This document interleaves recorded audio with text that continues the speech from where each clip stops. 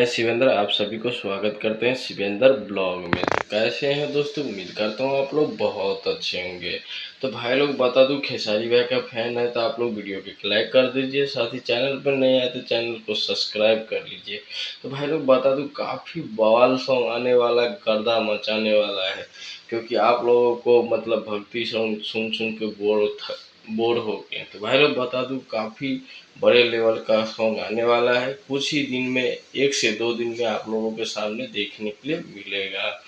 तो भाई लोग बता दूं, खेसारी भैया का अभी जो बेटा ऋषभ है उसका सिल्वर बटन आ चुका है। तो भाई लोग देखे होंगे, उनके साथ पिक सब भी थोड़ा खींचे थे, तो आप लोग देखे होंगे। तो भाई लोग बता दूं, ऋषभ ब्लॉग का 1 लाख सब्सक्राइबर हो गया है। तो भाई लोग कितना प्यार किया आप उन सबके, तब भी तो आया ऋषभ का सिल्वर बटन। तो भाई लोग बता दूं, खेसारी भैया जब भी कुछ लेकर आते हैं धमाका ही लेकर आते। तो भाई लोग ऋषभ भी कुछ अच्छा ही करेगा। चलते हैं अगले वीडियो में, मिलते हैं, तब तक अपना